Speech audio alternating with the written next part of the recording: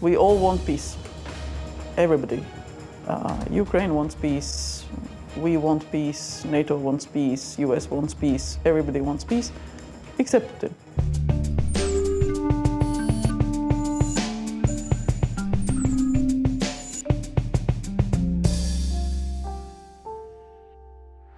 Hello and welcome to GZERO World. I'm Ian Bremmer, and today I am bringing you two very different perspectives on Moscow's expansionist aims in Europe. First, I'll be joined here in New York by Latvia's Foreign Minister, Baiba Braze, to talk about the state of Baltic security at this precarious geopolitical moment. She's closely watching her small nation's vulnerable 176-mile border with Russia. Then we look to Moscow and my conversation with former Russian colonel and former Carnegie Moscow Center director, Dmitri Trenin. In the early 2000s, Trenin was known for his pro-Western stance, but as Putin consolidated power, Trenin's views have fallen into alignment with the Kremlin's. I don't endorse his opinions, or anybody's for that matter, but I do think it's important to hear candid views from the Russian perspective, especially at a time when the Trump administration is more open than ever to that perspective, much to the chagrin of European allies.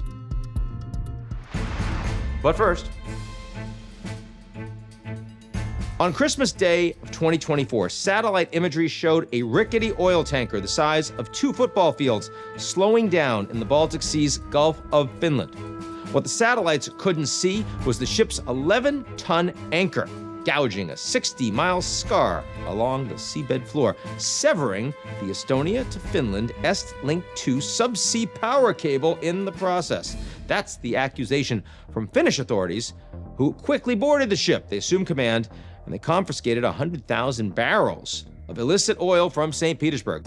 That ship, the Eagle S, flies the flag of the Cook Islands, but European officials claim it's actually part of Russia's, quote, shadow fleet of aging vessels used to evade European sanctions. And this shadow fleet today accounts for up to 17% of all oil tankers worldwide. Some of those same ships, EU officials say, are engaged in sabotage of the undersea communication and data cables that connect Europe to the modern world. These deep water disruptions are just one example of how close the Baltic nations, Estonia, Latvia, Lithuania, are to the Russian war. Cyber warfare is another. A 2007 cyber attack in Estonia, widely attributed to Russia, was the wake-up call that spurred Baltic nations to become trailblazers in digital security. And following Russia's full-scale invasion of Ukraine in 2022, such attacks have only intensified across the region. Recently, Google's intelligence experts have warned that Moscow has deployed one of its most elite hacking groups, known as Sandworm, to probe Baltic energy grids for weaknesses. Sandworm is the same strike team that has repeatedly turned out the lights in Ukraine. It's no surprise, then, that Baltic states spend more on defense as a proportion of their GDP than most other NATO member nations. Latvia, for instance, went from spending just under 1% of its GDP on defense back in 2014 to being on track to reach at least 5% by next year. That's a number that could melt even U.S. President Donald Trump's heart.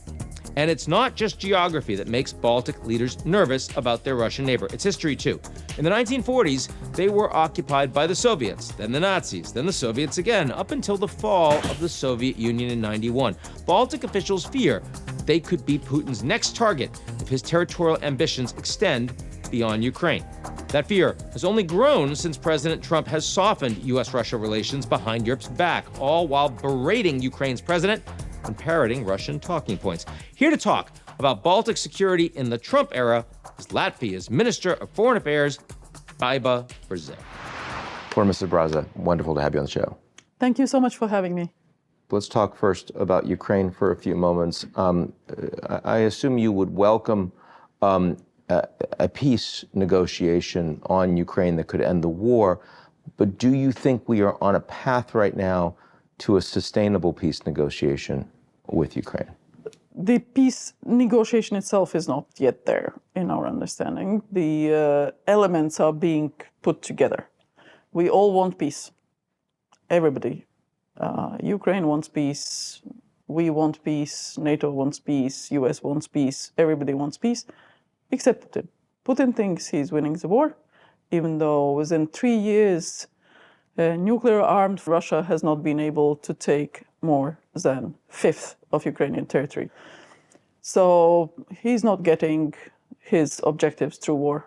And so we have to be very careful that within that peace negotiation, Putin is not able to get his objectives.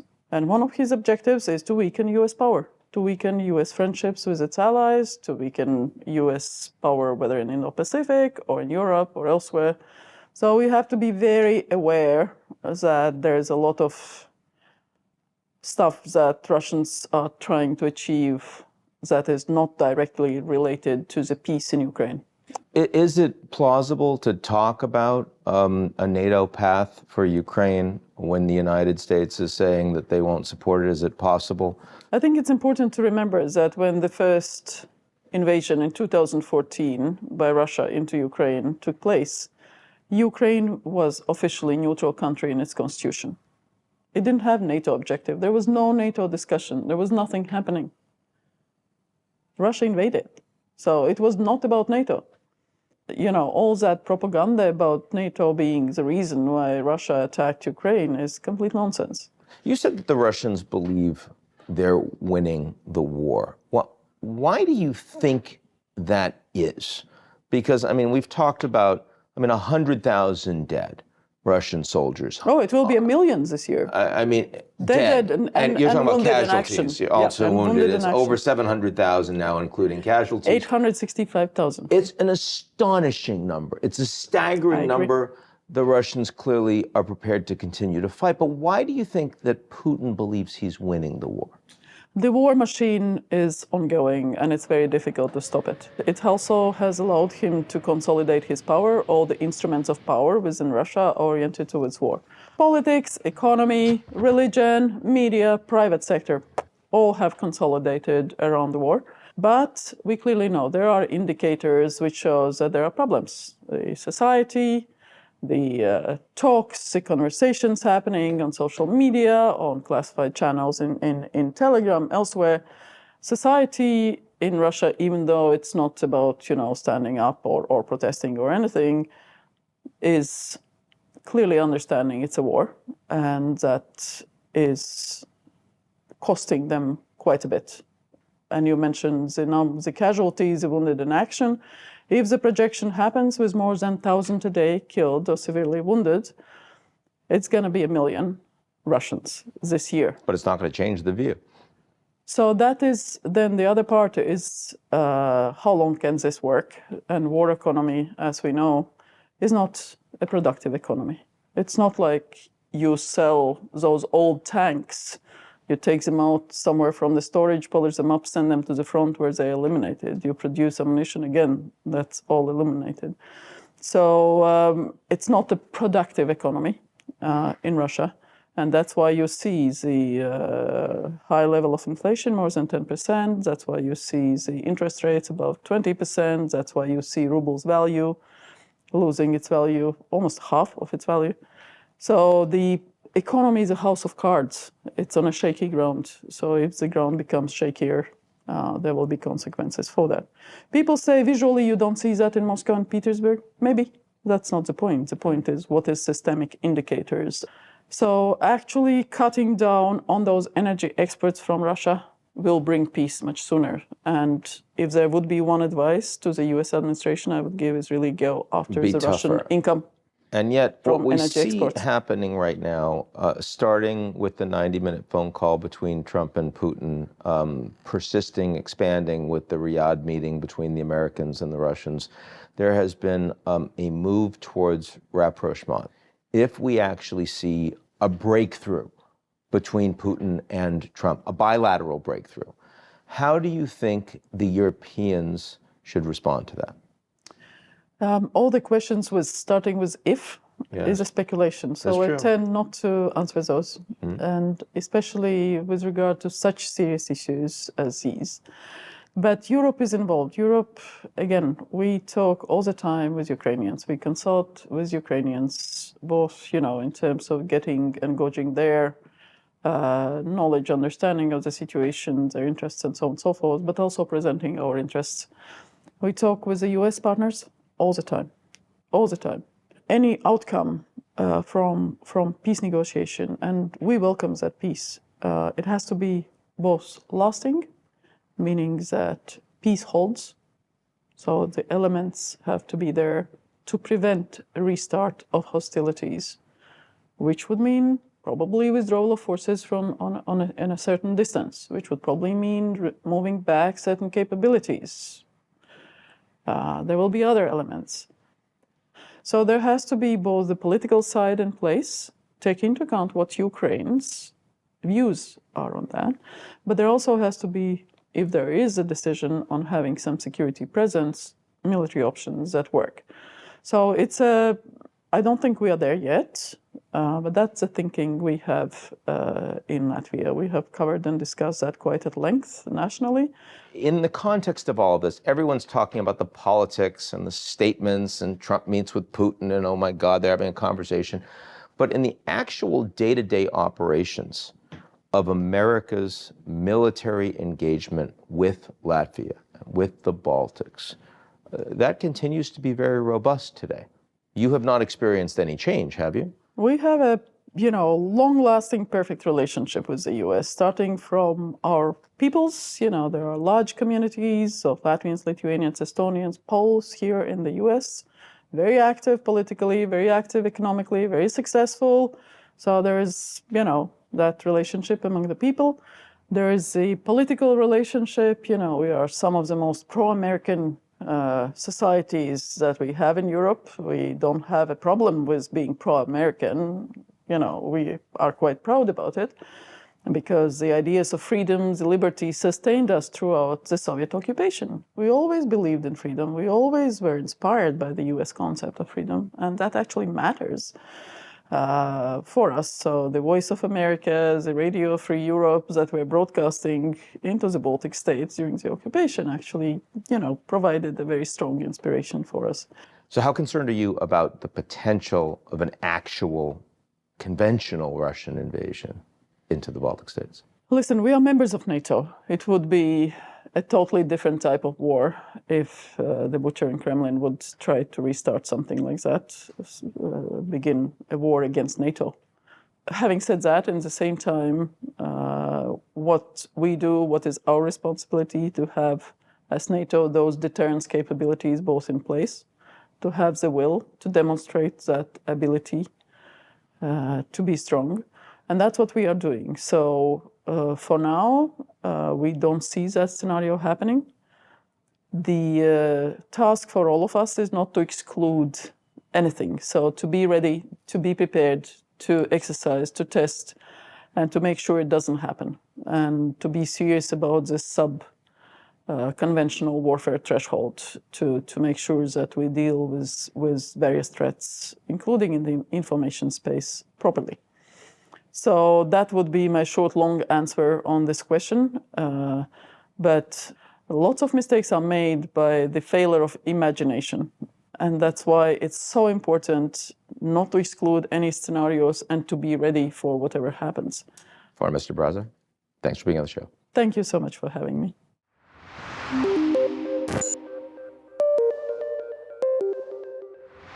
So that was the view from the Baltics. Now let's head a few hundred miles eastward to Moscow, where I'm joined remotely by former director of the Carnegie Moscow Center, Dmitri Trenin. Dmitri Trenin, great to see you again. Great to see you, Ian. Talk a little bit to me about how different you see the Trump administration and its orientation towards Russia. Trump has taken on directly a number of talking points on Russia and Ukraine that would have been almost unimaginable for most Americans even a few months ago. I mean, saying basically that the Ukrainians are responsible for starting the war, that Zelensky himself is a dictator, that elections are required. I mean, do you think that this kind of whiplash in policy from the United States is sustainable? Well, I wonder. I think that these developments have surprised not only most people in the United States, but also a lot of people here. And I think it's still too early to basically pass judgment on how sustainable this new foreign policy course is. And I'm keeping an open mind. it's remarkable what President Trump has done by challenging some of the dogmas of U.S. foreign policy in the past. And it's so courageous. But there have not been so many presidents who dare to attack the dogmas that people have been living under for a long time. So what do we think about the Ukraine ceasefire process? Do you think that the Russians can do a deal over the head of the Ukrainians that's sustainable just with the United States? Is that the best possible format for Russia? Just let Putin and Trump work it out and you don't need the Europeans and the Ukrainians to be a part of it? Ian, I will challenge you on this ceasefire thing. Russia is not interested in the ceasefire. I can see why Ukraine may be interested. I can see why Europe may be interested. I can see why Mr. Trump is interested in a ceasefire. But Russia is interested in a lasting peace. Russia is interested in its key national security objectives being met as a result of the Ukraine settlement. We're very far from that. So if the plan is only to have a ceasefire and then talk later, I don't think it will work. So when we talk about Ukraine-related issues specifically, should those negotiations include the Ukrainians, or should they just be the U.S. and Russia? Well, I think the U.S. and Russia, again, we're talking about the real power distribution in the world, or at least in this part of the world. There are two countries that have agency in the Ukraine conflict. One is the United States, and the other one is Russia. Ukraine is fighting on the ground, and it's offering stubborn resistance to the Russian forces. So you cannot say Ukraine doesn't exist. It does. But on the political side, Ukrainians do not matter much because they are heavily dependent on the United States and to a lesser extent, far lesser extent, on Europe. Ukraine would not be able to hit any targets inside Russia without U.S. intel support. Ukraine will not be able to fire except, just a few rounds had the United States stopped its arms deliveries to Ukraine. So Ukraine is a country heavily dependent. Talk about Ukraine's sovereignty, and it does not exist. Do you think, Dmitri, that the principle of territorial integrity deserves to be dustbinned, and that what we're really talking about is that powerful countries need to make the rules and everybody else has to just kind of deal with it? No, I don't think that the powerful countries will have a right to redraw the map of the world as they wish. I don't think that's a good recipe for the future of the world order. On the other hand, borders between countries of the world have been changing all the time, and to pretend that somehow now the borders that exist now are here forever or cannot be changed except by some sort of an internationally approved referendum or something like that. This is all fantasy. Borders are being changed. They will continue to change. And I'll tell you one thing.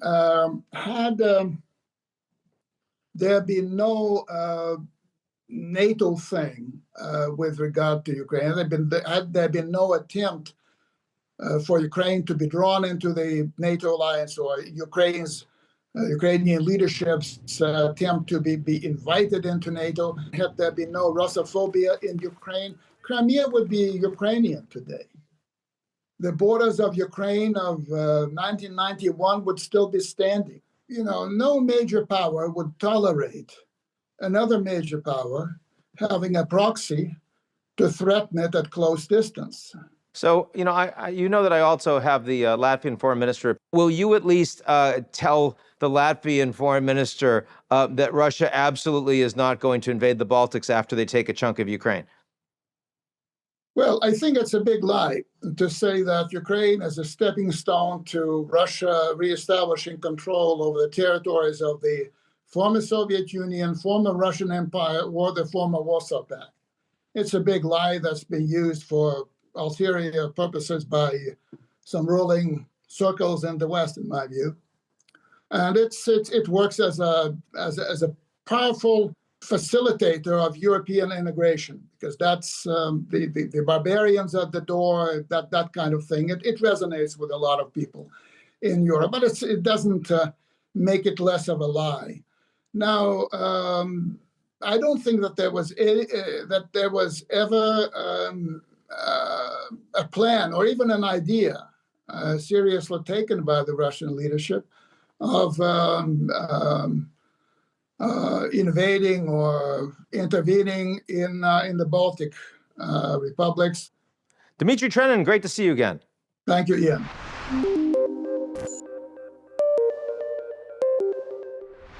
That's our show this week. Come back next week, and if you like what you see, or even if you don't, but you have your own expansionist aims on Europe, why don't you take a moment to sign up for our most excellent morning newsletter? It's called GZERO Daily.